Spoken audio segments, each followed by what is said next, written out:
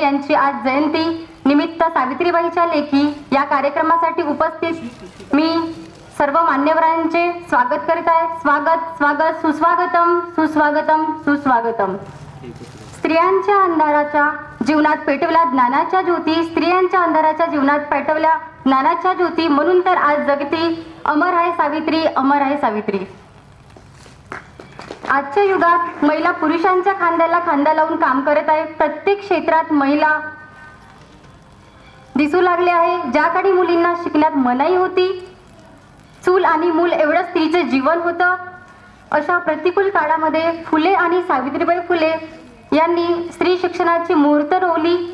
समाजसेवा हीच ब्रीदवाक्य समजणाऱ्या सावित्रीबाईंना जयंतीनिमित्त त्रिवार अभिवादन।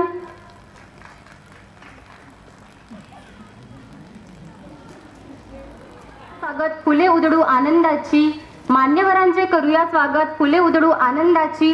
आपण आलात मान देऊनी, आपण आला मान देऊनी, पर्वणी आहे बालिका दिनाची, पर्वणी आहे बालिका दिनाची।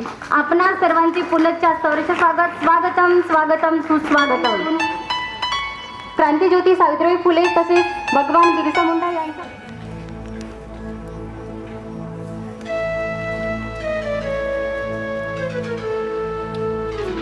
विषमतेचा अंधार दूर सारण्या मनामनात दीप पेटवूया, विषमतेचा अंधार दूर सारण्या मनामनात दीप पेटवूया। करुणी प्रतिमा पूजन दीप प्रज्वलन तेज कार्यक्रमाचे वाढवूया, तेज कार्यक्रमाचे वाढवूया।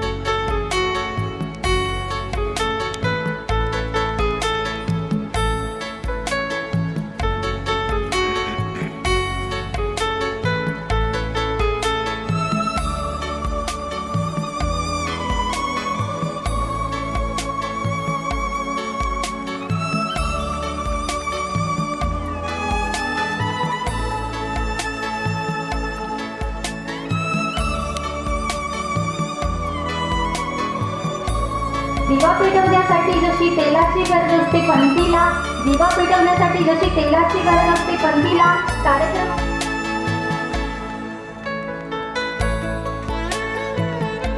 क्रांतीसूर्य भगवान बिरसा मुंडा की,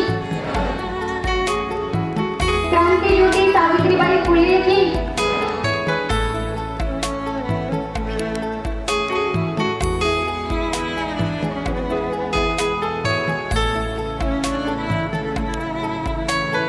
मान्यवरांचे करूया स्वागत फुले उधळू आनंदाची। आपण आलात मान देऊनी, पर्वणी आहे बालिका दिनाची। मोर यांनी आजच्या कार्यक्रमाचे अध्यक्ष स्थान ग्रहण करतील अशी मी त्यांना विनंती करते। तसेच प्रमुख पाहुणे म्हणून श्री माननीय मच्छिंद्रजी डोले सर, सहाय्यक प्रकल्प अधिकारी प्रशासन यांना सुद्धा मी अशी विनंती करते की त्यांनी सुद्धा या कार्यक्रमाचे प्रमुख पाहुणे म्हणून स्थान ग्रहण करतील। तसेच श्रीमाननीय शरदजी चौधरी सर, सहाय्यक प्रकल्प अधिकारी नियोजन यांना सुद्धा मी अशी विनंती करते की त्यांनी सुद्धा आजच्या कार्यक्रमाचे प्रमुख पाहुणे म्हणून स्थान ग्रहण करावे। माननीय कुमारी पूनमजी गेडम मॅडम, बाल विकास प्रकल्प अधिकारी चिमूर यांना सुद्धा मी अशी विनंती करते की त्यांनी सुद्धा प्रमुख पाहुणे म्हणून आजच्या कार्यक्रमाचे स्थान ग्रहण करावे। तसेच सविता शेंडे, पर्यवेक्षिका आयसीडीएस चिमूर यांना सुद्धा अशी विनंती करते की त्यांनी सुद्धा प्रमुख पाहुणे म्हणून स्थान ग्रहण करावे। आजच्या कार्यक्रमाचे अध्यक्ष श्रीमाननीय प्रवीणजी लाटकर सर, एकात्मिक आदिवासी विकास प्रकल्प चिमूर यांचं स्वागत। मुलांचे वसतिगृह गृहपाल सर दरबीश्वर सर करतील अशी मी त्यांना विनंती करते.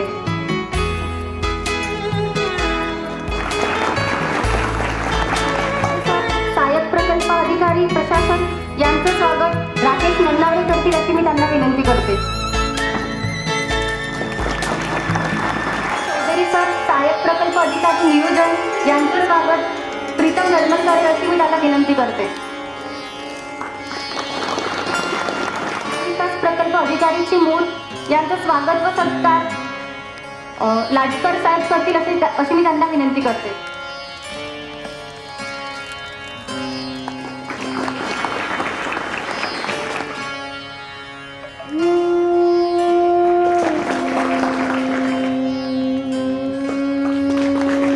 सविता शेंडे मॅडम परिवीक्षिका ICDS चिमूर यांचं स्वागत निशा नन्नावरे करेल अशी मी तिला विनंती करते.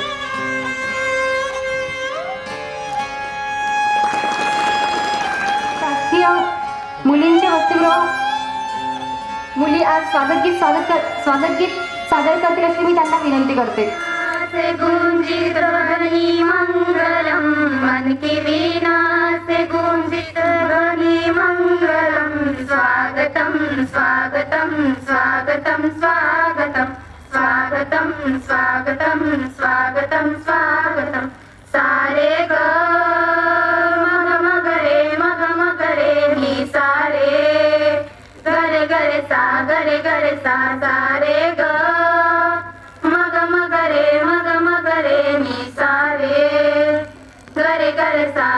गरे सा कैसा पावन सुहावन समय आज है आप आए अतिथियों में सरताज है कैसा पावन सुहावन समय आज है आप आए अतिथियों में सरताज है देव की भांति पूजन करे आज हम देव की भांति पूजन करे आज हम स्वागतम स्वागतम स्वागतम स्वागतम स्वागतम स्वागतम स्वागतम स्वागतम सारे ग मग रे नी सारे गरे सा सारे ग मग रे नी सारे गरे सा मन की बगिया से हमने कलियां चुनी श्रद्धा के फूल से हमने माला बुनी मन की बगिया से हमने कलियां चुनी श्रद्धा के फूल से हमने माला बुनी करते हैं मिलके अर्पित सुमन आज हम करते हैं मिलके अर्पित सुमन आज हम स्वागतम स्वागतम स्वागतम स्वागतम स्वागतम स्वागतम स्वागतम स्वागतम मन की वीणा से गूंजित ध्वनि मंगलम मन की वीणा से गूंजित ध्वनि मंगलम स्वागतम स्वागतम स्वागतम स्वागतम स्वागतम स्वागतम स्वागतम स्वागतम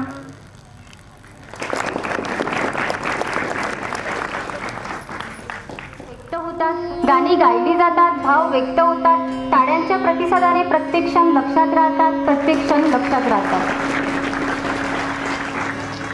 आजचा सोहळा आहे खास.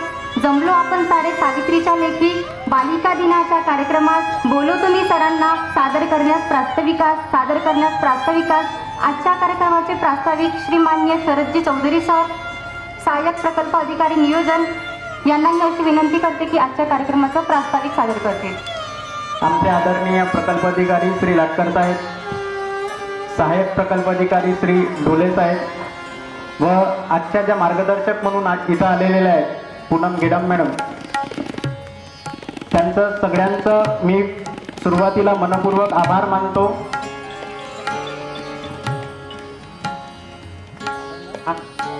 तुम्हाला थोडक्यात हे सांगायचं आहे की हा कार्यक्रम आपण आज का आयोजित करत आहोत आणि आजचाच दिवस आपण का घेतलेला आहे. तर यामागची पार्श्वभूमी अशी आहे की तुम्हाला तुमच्या हॉस्टेलमध्ये जर बघितलं आपण तर प्रत्येक बुधवारला तुम्हाला एक मार्गदर्शनाचा स्वयंरोजगाराचा रोजगाराच्या ज्या संधी नव्याने उपलब्ध होत आहेत आठवड्यामध्ये त्याविषयी मार्गदर्शन होत आहे. पण प्रकल्प अधिकारी श्री लाटकर साहेब जॉईन झाल्यानंतर त्यांना असं वाटलं की मुलांसाठी तर हे विशेष उपक्रम आपण आयोजित करतच आहोत, पण प्राधान्याने आपल्या प्रकल्पातील मुलींसाठी वेगळं काय करता येईल यामागे त्यांची भावना होती व आम्ही असं ठरवलं, म्हणजे प्रकल्प अधिकारी साहेबांच्या मार्गदर्शनाने आम्ही असं ठरवलं की मुलींसाठी वेगवेगळे उपक्रम, म्हणजे जसं वसतिगृहाच्या मुलींसाठी आपण इथं हा सुरुवातीला कार्यक्रम घेत आहोत, पण असेच सेम उपक्रम चिमूरच नाही तर प्रत्येक वसतिगृहाच्या मुलींसाठी आपण घेणार आहोत व ज्या आपल्या शासकीय आश्रमशाळेमध्ये मुली शिकत आहेत त्यासाठी सुद्धा ते आपण आयोजित करणार आहोत। तर सावित्रीच्या लेकी या उपक्रमामध्ये फक्त मार्गदर्शन म्हणूनच नाही तर सगळ्या हॉस्टेलच्या मुलींचा मेडिकल कॅम्प, म्हणजे मेडिकल हेल्थ कॅम्प आपण इथं आयोजित करणार आहोत। यानंतर म्हणजे जो जागतिक महिला दिवस असेल तेव्हापर्यंत आपण ते कार्यक्रम ऑर्गनाईज करणार आहोत। तर त्यामध्ये सगळ्यात पहिले तुम्हाला हेल्थ कॅम्प असेल, ज्यामध्ये सगळ्या मुलींची वैद्यकीय चाचणी केल्या जाईल, न्यूट्रिशनल जे काही हे असतील त्याविषयी तुम्हाला माहिती दिल्या जाणार आहे व अभ्यासाच्या बाबतीत जसं मागे काही मुलींनी तक्रार केली होती की आम्हाला वसतिगृहामध्ये प्रत्येक खोलीमध्ये खुर्च्या वगैरे पाहिजे अभ्यासासाठी, तर प्रत्येक म्हणजे मुलांना सुद्धा आणि मुलींना सुद्धा आपण जो तुमच्या लायब्ररीमध्ये म्हणजे इथल्या वसतिगृहाच्या लायब्ररीमध्ये जे काही कमतरता आहे अभ्यासिकेसाठी तर त्याचा फर्निचर याच उपक्रमाच्या अंतर्गत आपण पुरवणार आहोत। नंतर यावर्षीच्या नाविन्यपूर्ण उपक्रमामध्ये प्रत्येक हॉस्टेलच्या विद्यार्थ्यांना काय होतं, आपण मराठी मीडियममध्ये शिकत असतो, मराठी भाषा हिंदी भाषा आपल्याला बऱ्यापैकी बोलता येतात, पण आमचा म्हणजे पीओ कार्यालयाचा असा मानस आहे की आपल्याला इंग्रजी भाषा सुद्धा बोलता यायला पाहिजे, म्हणून लवकरच म्हणजे जशी ती योजना मंजूर होईल त्यानंतर आपण हॉस्टेलच्या विद्यार्थ्यांसाठी इंग्लिश स्पीकिंग क्लासेस आपल्या हॉस्टेलमध्ये सुरू करणार आहोत। तर हा सुद्धा उपक्रम आपण आपल्या या सावित्रीच्या लेखी या कार्यक्रमामध्येच घेणार आहोत।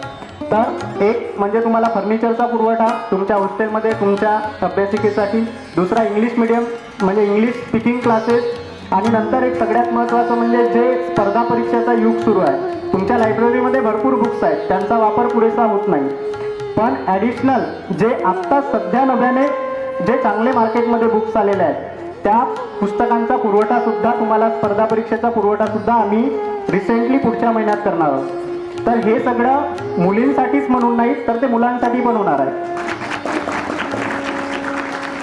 बघा आत्तापर्यंत सगळ्या गोष्टी मी मुलींसाठी सांगत होतो, पुस्तकं काय त्यांना मिळणार आहेत म्हटल्याबरोबर त्यांनी डाळ्या वाजवल्या, ज्या की सगळ्या फॅसिलिटीज तुमच्यासाठी होणार आहेत असो। तर अशा प्रकारे तुम्हाला म्हणजे आपल्या आदिवासी मुलींना किंवा मुलांच्या उद्धारासाठी ज्या ज्या काही योजना आपल्याकडून शक्य असतील त्या या उपक्रमामध्ये आम्ही करण्याचा प्रयत्न करणार आहोत। तर ही होती या म्हणजे कार्यक्रमाची पार्श्वभूमी, म्हणजे सावित्रीच्या लेखी पहा आजपर्यंत तुम्ही बघितले असाल की फक्त आजपर्यंत नाही म्हणता येणार, पण या अगोदर फक्त चूल आणि मूल या पलीकडे मुलींना बघितलं जात नव्हतं, किंवा जर तुमची आई असेल किंवा तुमची आजी असेल यांना जर बघितलं तुम्ही तर तुम्ही फक्त शेतावर राबणार, ज्यांच्या नोकरीवर असतील ठीक आहे, पण काय होतं तुम्ही जर घरचा विचार केला, जर मी जरी समजा ग्रामीण भागातून असेल आणि मी जर असा विचार केला की पुरुषांपेक्षा स्त्रिया जास्त काम करतात, याला मान्य आहात तुम्ही? ऑब्विसली जर तुमच्या घरची परिस्थिती असेल, सगळ्या ग्रामीण भागातली हीच परिस्थिती आहे की जर महिला वर्ग जर तुम्ही बघितलात तर मजुरीच्या कामावर, शेतीच्या मजुरीच्या कामावर सर्वात जास्त महिला वर्ग जातो। आणि सुरुवातीला सुद्धा म्हणजे सुरुवातीची चला आत्ताच ही परिस्थिती आहे, जेव्हा ही परिस्थिती सावित्रीबाई किंवा ज्योतिबा फुले असतील तेव्हा काय परिस्थिती असेल विचार करा।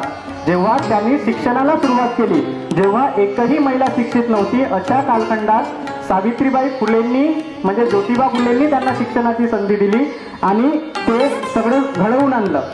तर अशा प्रसंगी म्हणजे हे तर झालं सावित्रीच्या लेखी उपक्रमाविषयी, पण अशा प्रसंगी ज्या महान महिलेचा आज सन्मान आहे सावित्रीबाई फुले, तर त्यांच्याविषयी फक्त मला थोडं एवढंच सांगावं वाटते शेवटी प्रस्तावनेच्या मध्ये की सावित्रीबाई या रिकाम्या लोकांच्या डोक्यातील दगडधोंडे तू झेलले संघावर। तुम्हाला माहित आहे की कोणत्या प्रकारे त्यांना तो त्रास झाला।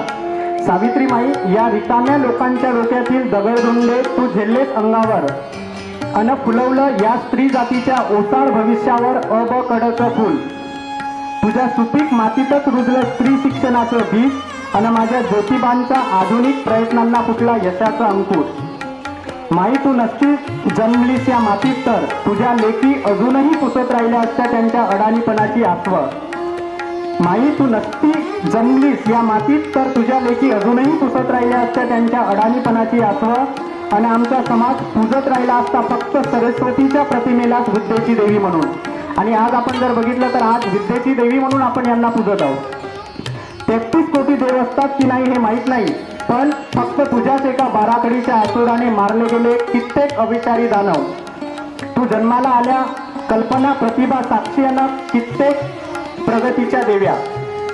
तुझ्या साक्षरतेच्या काव्याची आज झालीत सदाबहार फुले आणि इथल्या माय झालीत 52 कोटी सोन्यासारखी अतुल्य.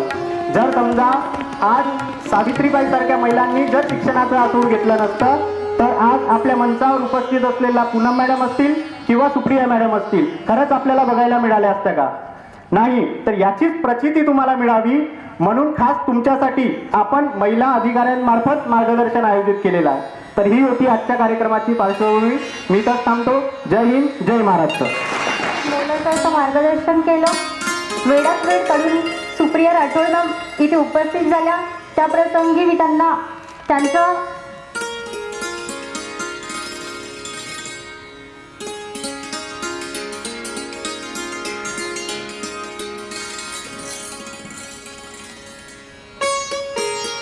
यानंतर शासकीय मुलांचे वसतिगृह येथील विद्यार्थी डान्स सादर करतील अशी मी त्यांना विनंती करते. राठोड मॅडम, मुख्य कार्यकारी नगर परिषद चिमूर यांचं स्वागत. आजच्या कार्यक्रमाचे अध्यक्ष श्रीमाननीय प्रवीणजी लाटकर सर, एकात्मिक आदिवासी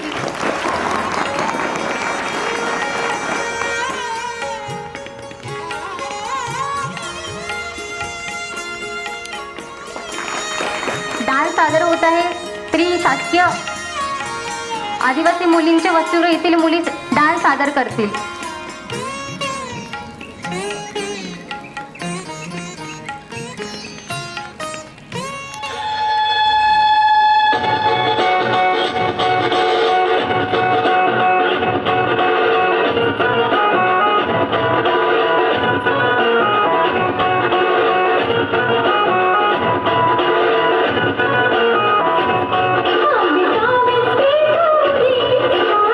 ते आम्हा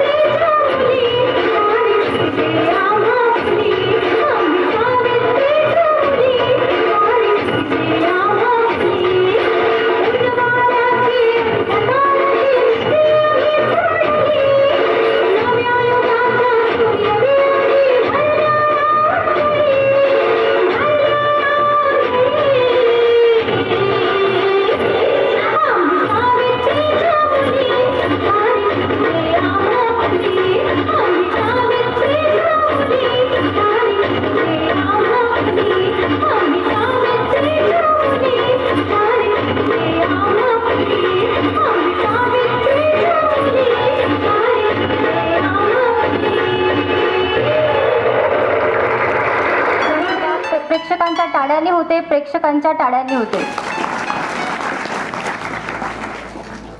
यानंतर आजच्या कार्यक्रमाचे मार्गदर्शन म्हणून CDO मॅम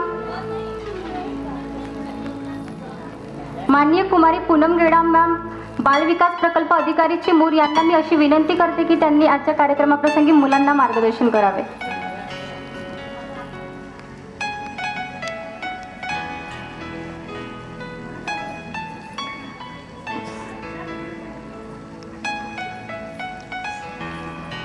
मंचावर उपस्थित सगळे मान्यवर आणि माझ्या सगळ्या गोड गोड मित्रमैत्रिणींना सगळ्यांना नमस्कार. Good evening.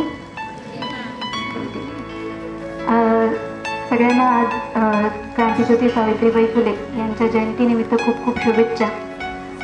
फार छान वाटतं इथे आज येऊन. इतके सगळे फ्रेश चेहऱ्याचे आणि गोड गोड सगळे मुलं मुली इथे उपस्थित आहेत आणि फार सगळे सुंदर दिसत आहेत. खूप सुंदर डान्स पण केला सगळ्यांनी. तर यावरून दिसत आहे की सगळे हुशार मुलं आणि काय म्हणतात जिज्ञासू व्यक्ती असलेले सगळे मुलं आज इथे उपस्थित आहेत. म्हणून मला तुमच्याशी बोलताना आता आपण 2 वे इंटरॅक्शननी बोलू शकणार. आज आपण सगळेजण इथे क्रांतीज्योती सावित्रीबाई फुले यांची जयंतीनिमित्त उपस्थित आहोत. तुम्हाला काय वाटतं की क्रांतीज्योती सावित्रीबाई फुले यांचा स्ट्रगल आपण सगळ्यांनी बघितलेला आहे, म्हणजे वाचला आहे, अभ्यासला आहे की त्यांनी जे मुलीच्या शिक्षणासाठी प्रयत्न केले तेव्हा त्यांना खूप लोकांनी शेणाचे चिखलेनी मारलं वगैरे, शेणाचे गोळे वगैरे फेकले. तर त्यांनी तेवढे प्रयत्न का केले असतील, तेवढे हाल का सहन केले असतील?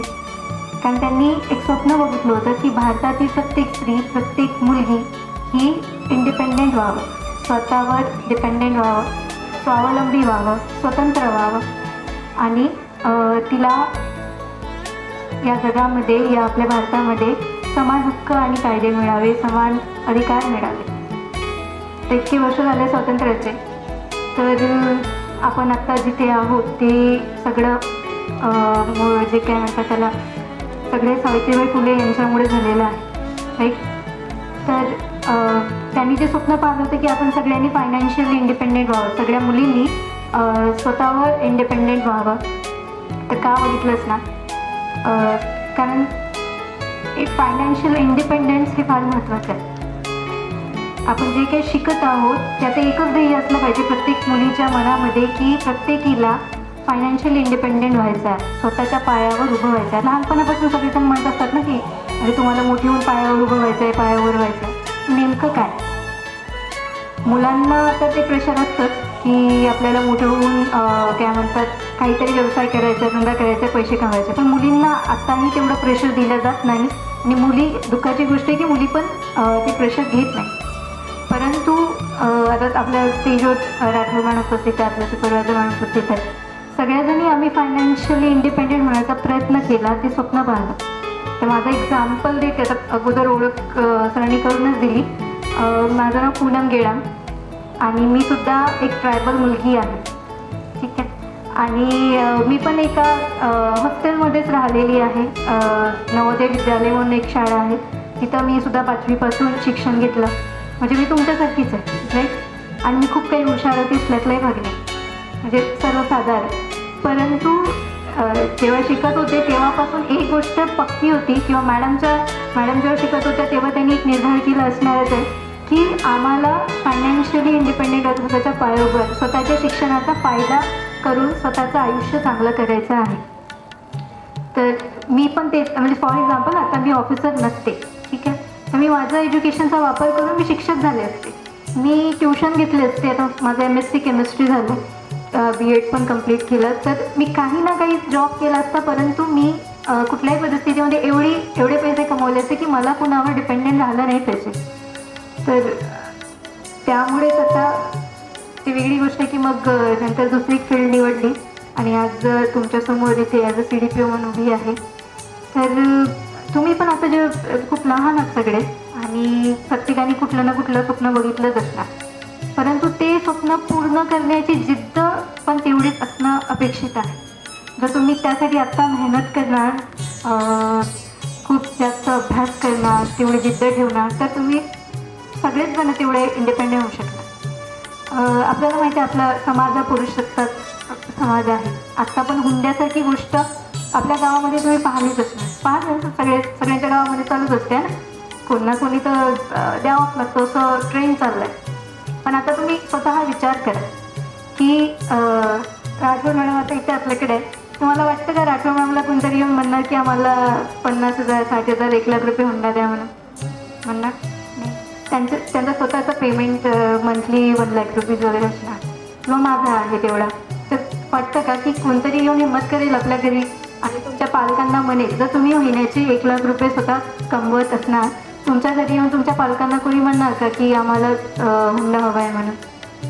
मग हुंड्याची प्रथा का अस्तित्वात आहे? कारण आताही मुली काय म्हणतात फायनान्शियली स्टेबल झालेल्या नाही. जर तुम्ही तुमच्या पायावर उभं होणार, तुमच्या आईवडिलांना तो त्रास होणार नाही, तुम्हाला तेवढा सन्मान मिळेल आणि मेन म्हणजे तुम्हाला जे आयुष्य मिळालेलं आहे त्याला तुम्ही आनंदाने जगू शकणार. तुम्ही स्वतः जर आत्ता अभ्यास केला, डॉक्टर, इंजिनियर, ऑफिसर झालात, सायंटिस्ट झालात, पायलट झालात, कुठलंही प्रोफेशन घ्या, मी हे म्हणत नाही की अभ्यास करूनच काहीतरी करा. तुम्हाला इव्हन शेती करायची आहे तर ती पण बेस्ट असली पाहिजे. Low aim is a crime असं म्हटलं जातं. म्हणजे कधीही छोटं स्वप्न बघू नका, बघायचं आहे मोठं स्वप्न बघा आणि प्रयत्न करा. जरी अचीव नाही झालं तर मी पण काहीतरी हायर पाहिलं असेल, पण मिळालं तर सध्या छोटंच आहे, बट तरी पण प्रयत्न चालूच आहे ना. तुम्ही सुद्धा स्वप्न पाहताना मोठी पहा आणि कुठं ना कुठं मग तिथपर्यंत जाऊन आपण पोहोचतोच. आणि स्वप्न पाहताना मग तेवढी मेहनत करा. एक दिवस प्रत्येकाला सक्सेस मिळत असतं जर तुमचे प्रयत्न तितके चांगले असणार. तर माझ्या घरी पण आता आमच्या पॅरेंट्सनी पण थोडं अट्टास पकडलं होतं. माझी लहान बहीण सर्जन आहे, छोटी जी माझी बहीण आहे ती पण सर्जन आहे, मी इकडे ॲज अ CDPO म्हणून आहे. तुम्ही पण कोणी पण म्हणजे आम्ही येऊ शकतो, तो कुणी पण होऊ शकतं मला असं वाटतं. फक्त एवढंच आहे की प्रत्येक मुलींनी ती जिद्द घेणं अपेक्षित आहे. शिक्षण शिकताना आता तुम्ही 10वी 12वी होता, नंतर ग्रॅज्युएशन होता, डोक्यात ठेवायचंच नाही की झालं ग्रॅज्युएशन झालं मी घरी थांबणार आहे, कुठला ना कुठला व्यवसाय करणार आहे. शेती करायची असेल तर ती पण ॲग्रिकल्चरची डिग्री घेऊन एकदम स्टँडर्ड शेती करायची आहे, राईट. आता किंवा तुम्हाला व्यवसाय करायचा आहे MBAची डिग्री घेऊनच करायचं आहे, असंच काहीतरी नाही. म्हणजे जे करणार तुम्ही बेस्ट करणार आणि त्या करण्याचा प्रयत्न करा. तर बस एवढंच बोलते आणि माझे 2 शब्द संपवते. आणि सगळ्यांनी सावित्रीबाईंनी जो आपल्याला रस्ता दिला त्यावर चालण्याची हिंमत ठेवा, प्रयत्न करा. सगळ्यांकडे मोबाईल फोन आहे, राईट. तर तुमच्याकडे आता टेक्नॉलॉजीची कमी नाही. आत्ताच बघितलं मी सगळ्यांकडे अँड्रॉइड फोन आहे, तर तुम्हाला त्याच्यावर खूप सारं ज्ञान मिळेल. पण त्याचा सदुपयोग करा, जास्त वेळ त्याच्यावर घालवू नका. खूप जास्त टाईम वेस्ट होत चालला आहे. मी स्वतः आता ती इंस्टाग्राम आत्ता इन्स्टॉल केलं, माझे जवळपास 3 तास चालले त्याच्यावर, मला तर लक्षात आलं हां खूप जास्त टाईम वेस्ट होत आहे. तर तुम्हाला अपॉर्च्युनिटीज खूप साऱ्या आहेत. अरे ट्रायबल आहे म्हणून मला माहिती आहे की किती अपॉर्च्युनिटीज मिळतात. सपोज तुम्हाला MPSC पण करायची असेल तरीसुद्धा तुम्हाला ट्रायबल डिपार्टमेंटकडून त्याचे बेनिफिट्स आहेत. TRTI म्हणून एक डिपार्टमेंट आहे ज्याच्याकडनं तुम्हाला फंडिंग मिळते. तुम्ही पुणे युनिव्हर्सिटी आहे, यशटा आहे, इथे पर्टिक्युलरली ST मुलामुलींसाठी स्कॉलरशिप असतं. तर तुम्हाला जर MPSC करायचं असेल, UPSC करायचं असेल तर ते सुद्धा मार्ग तुमचे ओपन आहे. त्यासाठी तुम्हाला फायनान्शियल मदत करायला गव्हर्नमेंट पण तयार आहे. खूप सारे फ्रेंड्स मी माझे जे ट्रायबल आहेत त्यांना मी खूप मेहनत करताना बघितलेलं आहे. त्या सगळ्यांची परिस्थिती फार खराब होती, परंतु प्रत्येकांनी तेवढी मेहनत करून आणि हे जे स्कीम्स आहेत किंवा आपले TRTI डिपार्टमेंटचा सपोर्ट आहे त्याच्या मदतीने कुठे ना कुठे प्रत्येकाने काही ना काही अचीव केलं. तर आता तुम्ही जेवढे इथं आज प्रेझेंट आहात, माझी इच्छा आहे की तुम्ही जे कुठलं मनात स्वप्न पाहिलं असेल प्लीज घाबरू नका की मी हे करू शकेल की नाही करू शकेल.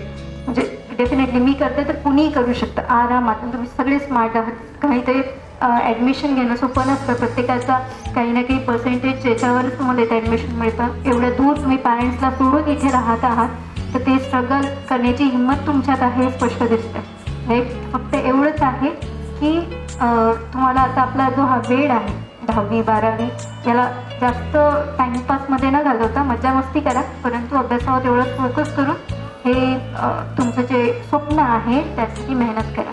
कारण तुम्हाला तुमच्या पॅरेंट्सला प्राऊड फील करायचं आहे, राईट.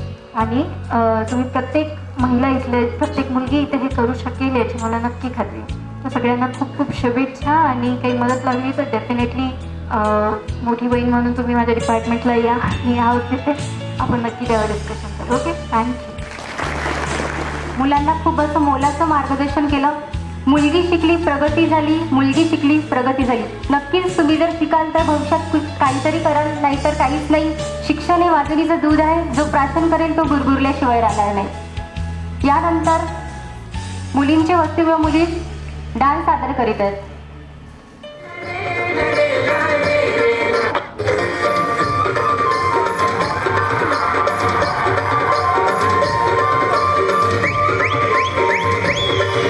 चला जोरदार टाळ्या होऊ द्या.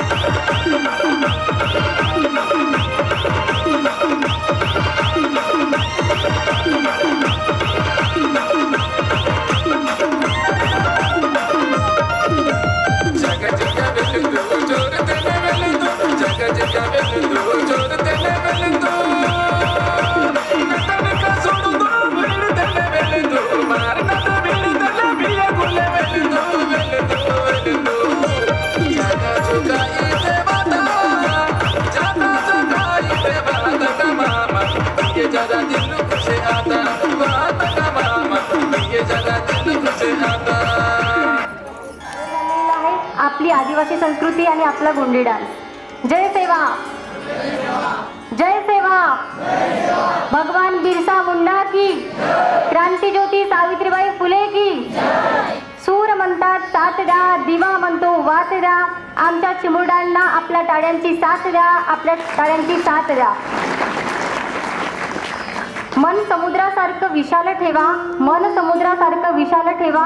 नद्या स्वतःहून तुम्हाला भेटायला येतील, नद्या तुम्हाला स्वतःहून भेटायला येतील. द्वेष नको विचार रुजवा. माणसं मशाल बनवून तुमच्यासाठी भेटायला येतील, तुमच्यासाठी भेटायला येतील. तेव्हा आपल्या विचारांचे संस्कार रुजवण्यासाठी आपल्या समोर येत आहेत माननीय डॉक्टर सुप्रिया राठोड मॅडम, नगर परिषद चिमूर यांनी आपल्या समोर मुलांना मार्गदर्शन करावे.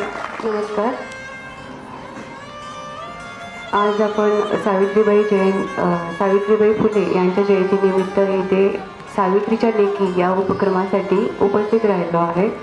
तर मंचावर उपस्थित पूनम मॅडम, राजकर सर आणि इतर सर्व मान्यवर आणि तसेच भगवान बिरसा मुंडा व क्रांतीज्योती सावित्रीबाई फुले यांना मी नमन करते. तर मला काही जास्त चांगलं वक्ता नाही आहे किंवा सरांनी मला मार्गदर्शनपर बोलवलं आहे. नॉर्मल तुमचे काही प्रश्न असतील किंवा मला जास्त मोठे मोठे शब्द वापरले, मलाही माहिती की तुम्हाला समजणार नाही आणि मी जे बोलते ते तुमच्यापर्यंत पोहोचलं नाही तर काहीच अर्थ नाही मी इथे उभे राहून.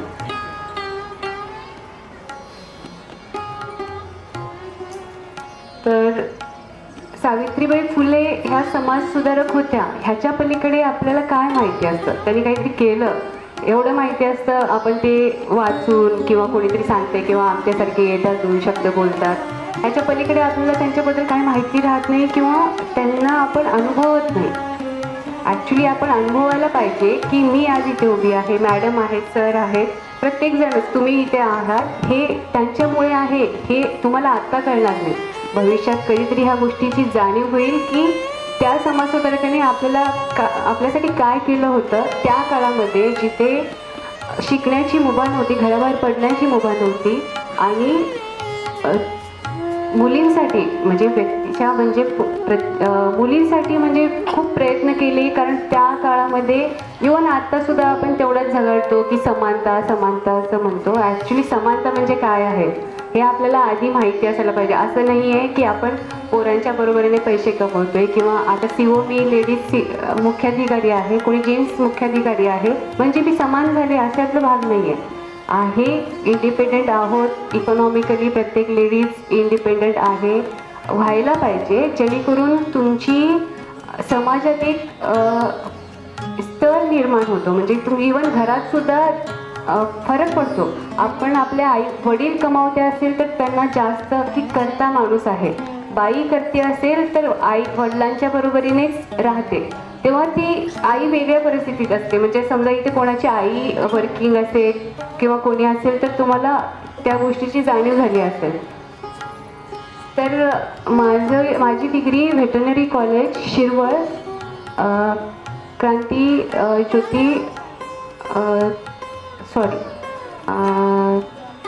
आपले नाना पाटील ह्यांच्या कॉलेजमधून झालेलं आहे शिरवळ इथून. तर तिथून 3 किलोमीटरवर नायगाव आहे जे आपल्या क्रांतीज्योती यांच्या जन्मगाव आहे, नायगाव म्हणून सातारा जिल्ह्यामध्ये.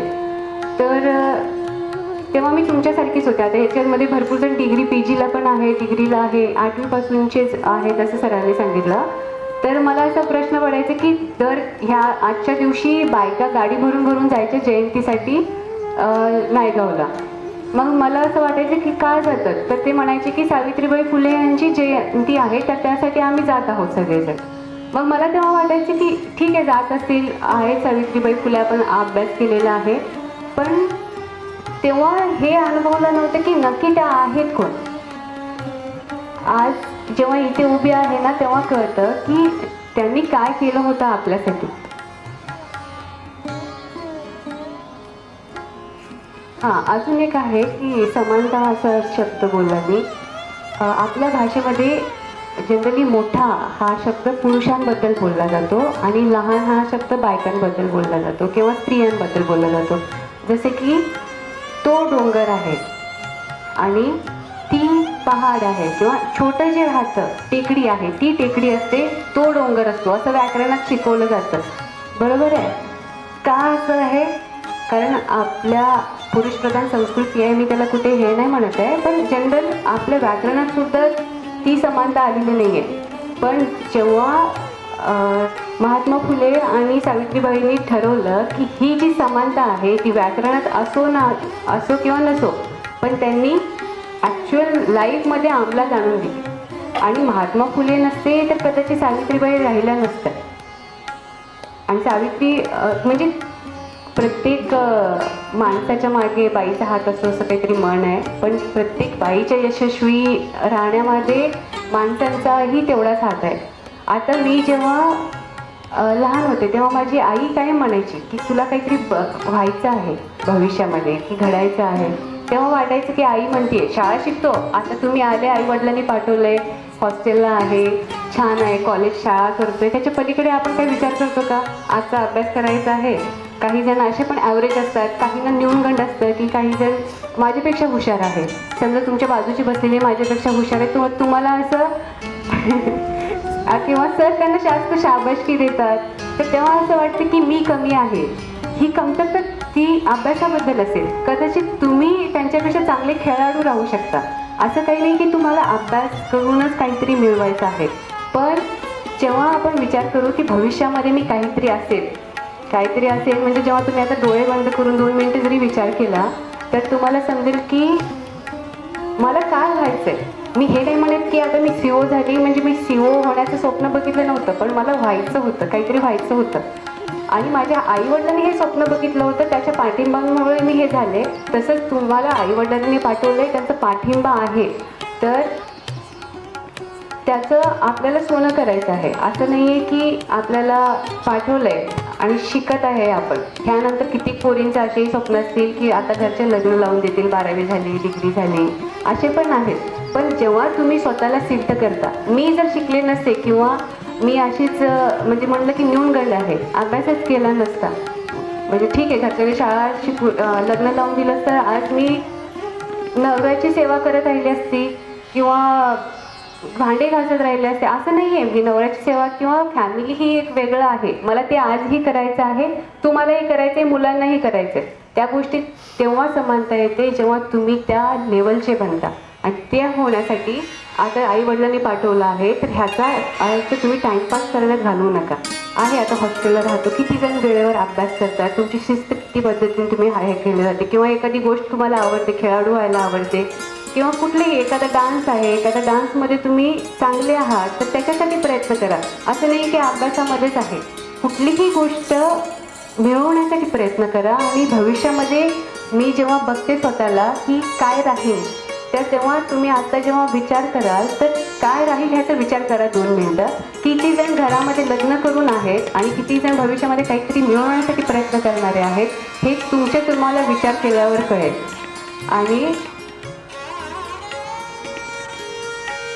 आणि आपण जेव्हा काहीतरी सिद्ध करू ना स्वतः, मुलं असो किंवा मुली असो, जेव्हा सिद्ध करतो स्वतःला आयुष्यामध्ये, तेव्हा तुम्ही खऱ्या अर्थाने सावित्रीच्या लेकी किंवा तुम्ही सावित्रीची मुलं असं म्हणून घेऊ शकता. आता राहिली गोष्ट, आता तुम्ही रिॲक्शन दिली, पोरी लगेच ओरडतात. पोरीने एक सवय असते लगेच रिॲक्शन द्यायची, ती मी पण अशीच आहे. की आता ते उचललं तर तुम्ही लगेच ओरडले. आता हेच मुलांसोबत केलं असतं ना, मुलं ओरडले नसते, लगेच तुम्ही स्वतःच ओढून घेतलं असतं त्याच्याजवळ. एक सावित्रीबाई फुलेंचीच एक मी एक्झाम्पल देते. आपल्या महात्मा फुलेंना समजलं की एका मुलाला शाळेमधून काढून टाकले, म्हणजे त्याला घेतलं नाही. आता मला ते नाव वगैरे आठवत नाही. तर त्यांनी ठरवलं की आपण मुलांना शिक्षण द्यायचं, मुलींना शिक्षण द्यायचं असं. आणि मग ते म्हणाले की स्वतःपासून सुरुवात करूया. तर भिडेवाडा म्हणून पुण्यात आहे, जो आता पाडला गेला रिसेंटली. तर त्या भिडेवाड्याला सावित्रीबाईंना सांगितलं की तुम्ही या तिथे आणि मी तिकडून येतो. सावित्रीबाई निघाल्या. सावित्रीबाई म्हणजे आता अशा आहेत, पदर वगैरे घेऊन होत्या. तर निघाल्या तर काही लोकांनी शेण फेकलं की तू कोण मुलगी आहे, तू बाई आहे, तू शिकते कशी. त्या काळात अशी होतं की शिक्षण घेतलं किंवा बाई वाचतीये तर त्या अक्षरांच्या आळ्या होतात, किंवा नवरा मरतो तेव्हा बालविवाह व्हायचे. जर तुम्ही शिक्षण घेतात तर तुमचा नवराच मरून जातो. आणि जर असं असेल तर प्रत्येक जणच घाबरतो. म्हणजे आपल्या एवढ्या अंधश्रद्धा असतात इव्हन आत्ताही, किंवा मी उजवा पायात ठेवावा घरामध्ये, किंवा दिवा कुठल्या हाताने लावावा, ह्या अंधश्रद्धा आहेत. मग काहीतरी आपण करणार आणि आपल्यावरच भेटलं तर. सावित्रीबाई घाबरत होत्या. महात्मा फुले म्हणाले की आपल्यापासून सुरुवात करून बघू, खरंच असं होणार आहे का, मी मरणार आहे का, किंवा अक्षरांच्या आळ्यात ताटात पडणार आहेत का आपल्याला. मग त्यांनी करून बघितलं. तर गणित तू ये तिकडून. तर त्या निघाल्या तर रस्त्यामध्ये शेण फेकलं, काहींनी दगड मारले, त्याच्या कानाला लागलं तर रक्त येत होतं तिथून. तर तशाच त्या तिथे पोहोचल्या. तर तिथे मुली होत्या, मुलींना शिकवलं. तर म्हणजे मुलींची संख्या बघून त्यांना रडू आलं. आणि त्याच्यातली एका मुलीने विचारलं की तुम्हाला कानाला लागलंय म्हणून तुम्ही रडताय का. आता तुम्हाला असं समजा मी आले असेल तर तुम्ही ते बेसिक विचार करता की कानाला लागलं तर मॅडम रडत असेल. आतल्या गोष्टी आपल्याला माहितीच नसतात की मॅडम, त्यांना तेव्हा एवढा आनंद होत होता की तुम्ही म्हणजे मुलीने रिस्पॉन्स दिला. त्या काळामध्ये वाटलंच नव्हतं की एवढ्या पोरी येतील शिक्षणासाठी, एवढ्या मनातून इच्छा होईल त्यांची आणि स्वतःला घडवण्यासाठी त्या प्रयत्न करतील म्हणून. तर आपल्या आईवडिलांनी ह्यासाठी आपल्याला पाठवलेलं आहे की मी हे नाही म्हणत आहे की कुठेतरी त्यांची म्हणजे पाठवलंय जा असं म्हणण्यापेक्षा मला जायचं आहे. भरपूर लोकांना घरी, आता हॉस्टेलला राहता, घरी गेल्यावर असं वाटतं की वापसच येऊ नये. बरेच वेळेला असं होतं की खाण्यावरून होतं, घरच्या खाण्याच्या पदार्थाची मला तर व्यक्तीच्या खूप आठवण यायची. मी पण हॉस्टेलला राहिली 11वीपासून, अजूनही बाहेरच आहे.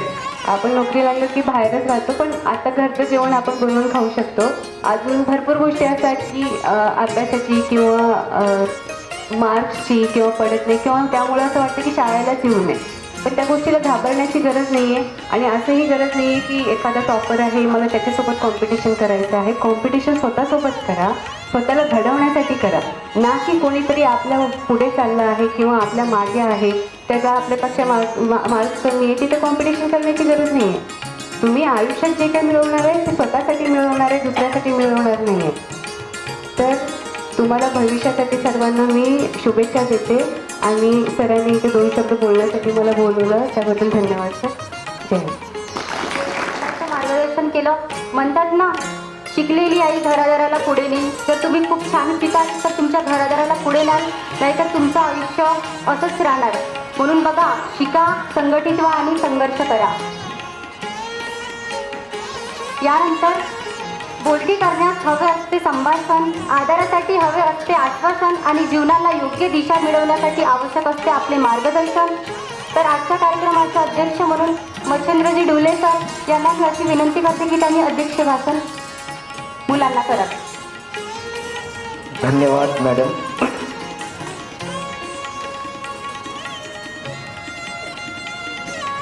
वीर भगवान बिरसा मुंडा घराघरात ज्ञानाची ज्योत लावणाऱ्या क्रांतिज्योती सावित्रीबाई फुले यांना सर्वप्रथम मी अभिवादन करतो.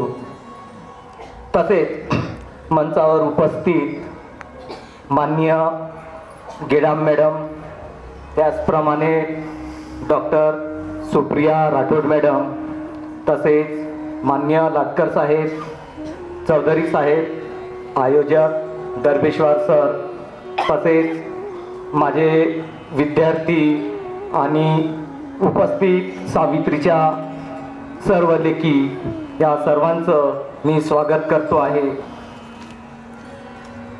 आपला भारत देश जेव्हा इंग्रजांच्या गुलामगिरीत होता, समाजामध्ये खूप विषमता होती. अस्पृश्यता, सतीप्रथा, बालविवाह या गोष्टींनी आपला समाज वेढलेला होता. त्या काळात तर मुलगी जन्माला येणं हे सुद्धा एक पाप मानले जायचे. एवढंच नाही तर त्यांना शिक्षणाचा अधिकार पण नव्हता. त्यांना समाजात मान सन्मान नव्हता. अशा प्रकारच्या वातावरणात एका वाघिणीचा जन्म झाला आणि त्या वाघिणीचे नाव म्हणजे सावित्रीबाई फुले.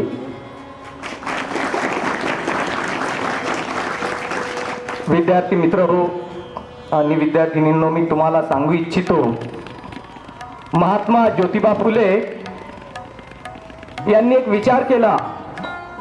जर एक व्यक्ती शिकला तर ते शिक्षण त्याच्या पुरतच मर्यादित असतं, परंतु जर एक स्त्री शिकली तर एक कुटुंब शिकतं आणि शिक्षणाचा प्रसार होतो.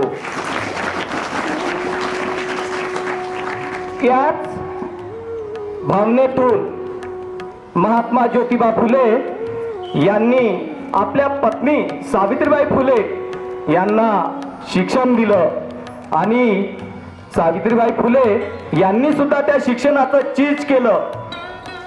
त्यांनी घरोघरी जाऊन मुलींना, महिलांना शिकवण्यासाठी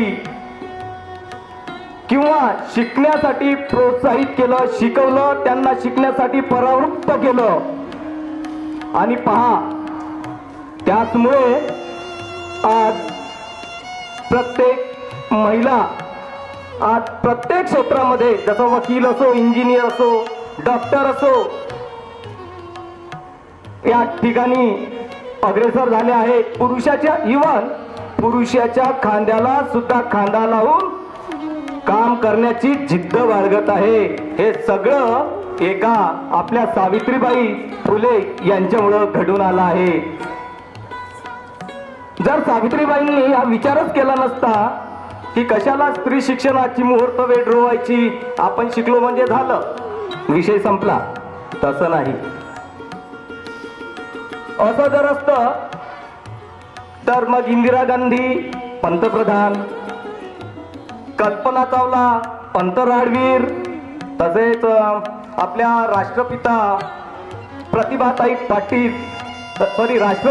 प्रतिभाताई पाटील त्या झाल्याच नसत्या. आता गेडाम मॅडम यांनी सांगितलं, त्यांनी खूप छान मार्गदर्शन केलं आहे. आपल्या राठोड मॅडमनी सुद्धा खूप छान मार्गदर्शन केलं आहे. त्यांनी आपल्या भाषणामध्ये, आपल्या मार्गदर्शनामध्ये तुम्हाला व्यक्तिमत्व विकासाच्या बाबतीत सांगितलं आहे, स्पर्धा परीक्षेच्या बाबतीत सांगितलं आहे, मोबाईलच्या वापरच्या बाबतीत पण सांगितलं आहे. त्यांनी खूप छान सांगितलं आहे की मोबाईलचा वापर आवश्यक तेवढाच करा, कारण मोबाईल पण आवश्यक आहे. कारण स्पर्धा परीक्षा करता येणारे PDF हे ते आणि ॲट अ ग्लान्स आपल्याला माहिती मोबाईलमधूनच मिळते, कारण बरेचशा लिंक पण असतात.